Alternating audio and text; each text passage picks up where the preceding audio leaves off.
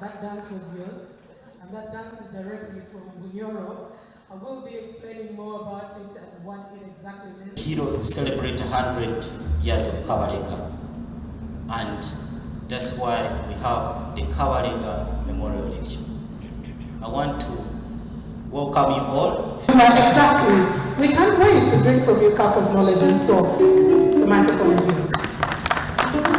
The question and the place of culture is one that must preoccupy our minds, particularly on an occasion such as this, when we are gathered here to commemorate slightly by a few months 100 years since the passing of the Omukama Kabarega of the Bunyoro Kitara Kingdom.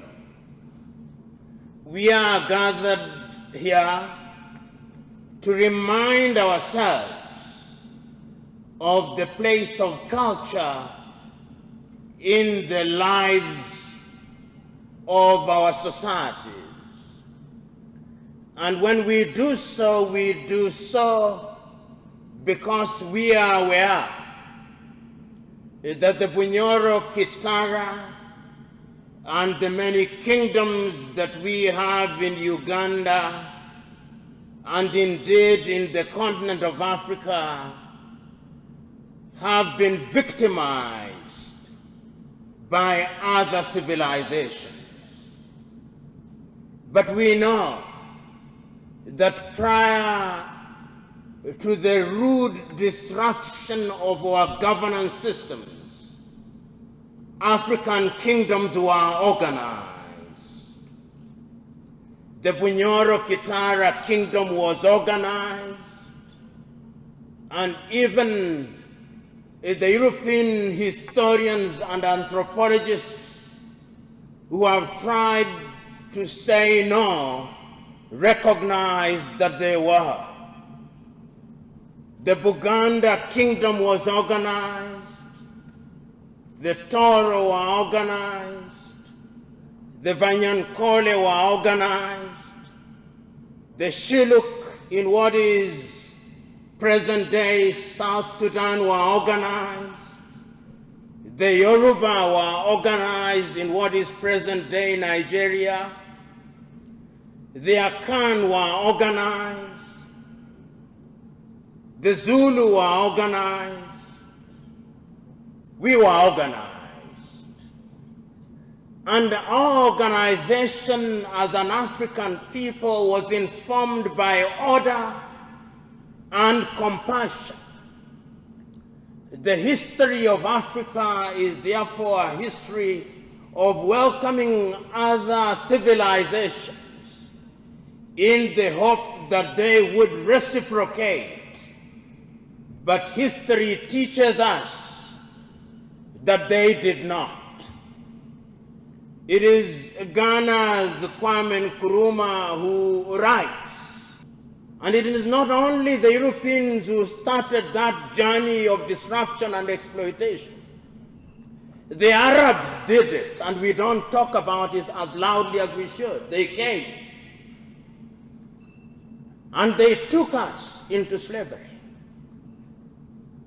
And they castrated our men, so that when you don't see dark-skinned people in the numbers that we should in the Arab world, is because they castrated men. And we must never forget that. The Portuguese came. They were in West Africa. They were in the Congo. And we welcomed them as we normally do, and we still do. And no sooner had we welcomed them than they made the claim that they had discovered us. They discovered us, they claimed. They discovered our mountains, which we had lived next to for ages. The French came. The Germans came. The Italians came. The Belgians came. The English came. All in their arrogance. And they made their way. And in what we now call Uganda, they came to the Bunyoro Kitara kingdom and they were resisted by Kabarega. And a man called Baker came and he was beaten by Kabarega. History teaches us.